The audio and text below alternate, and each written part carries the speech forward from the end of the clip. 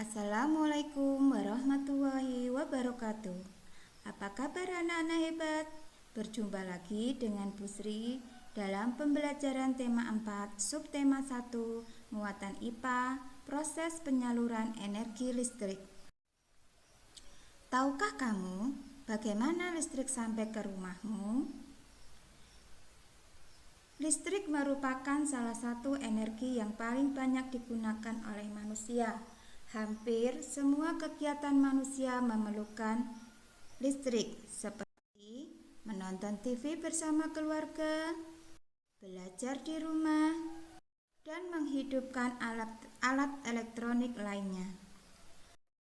Sebelumnya, mari kita pelajari dulu komponen-komponen penyaluran energi listrik. 1.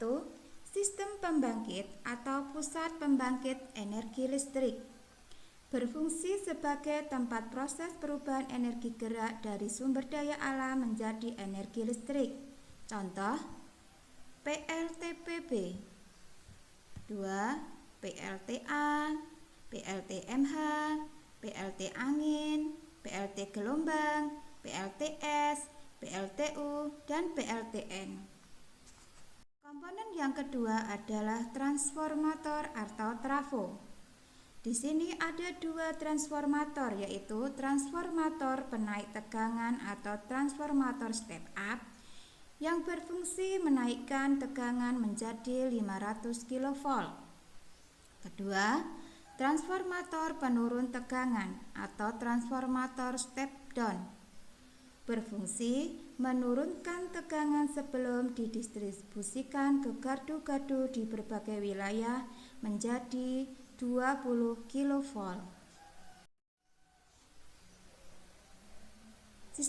Komponen yang ketiga adalah sistem transmisi, berfungsi menyalurkan energi listrik dari pusat pembangkit ke pusat-pusat beban yang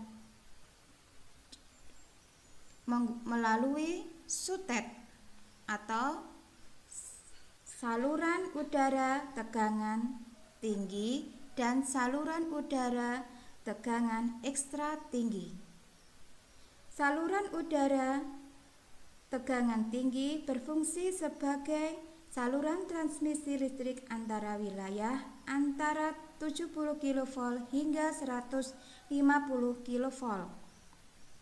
Sementara saluran udara tegangan ekstra tinggi atau sutet berfungsi sebagai saluran transmisi listrik jarak jauh antara 275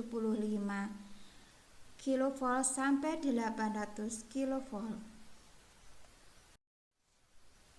Keempat, sistem distribusi berfungsi menyalurkan energi listrik bertegangan rendah dari gardu ke rumah-rumah warga.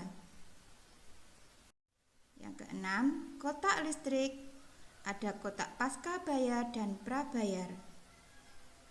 Berguna menyalurkan energi listrik ke dalam rumah-rumah penduduk, di dalam rumah. Proses penyaluran energi listrik.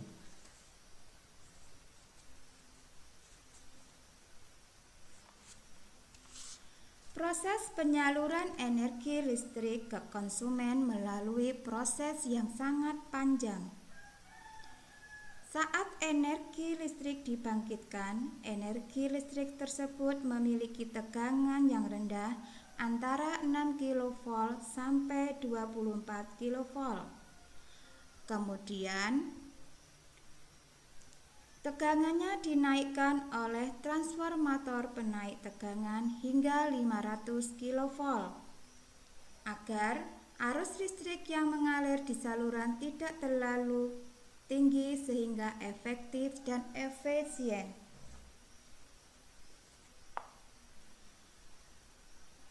Baru kemudian disalurkan menggunakan sistem transmisi yang dinamakan saluran udara tegangan ekstra tinggi atau sutet yang menyalurkan energi listrik dari pusat-pusat pembangkit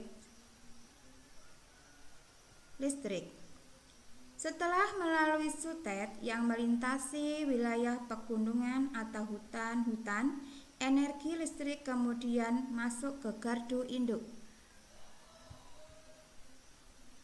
Di gardu induk, energi listrik diturunkan tegangannya menjadi 20 kV. Kemudian energi listrik disalurkan ke gardu-gardu distribusi dan diturunkan kembali tegangannya dalam gardu distribusi menjadi 220 volt. Tegangan sebesar ini sudah sesuai dengan kebutuhan rumah tangga. Akhirnya, energi listrik disalurkan ke rumah-rumah warga. Dengan adanya listrik, kini masyarakat dapat mengakses informasi yang berasal dari berbagai belahan dunia. Tanpa listrik, tentunya hal tersebut tidak bisa akan terjadi.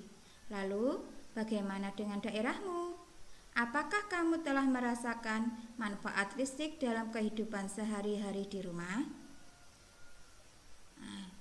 Demikian pelajaran hari ini, semoga bermanfaat. Terima kasih. Wassalamualaikum warahmatullahi wabarakatuh.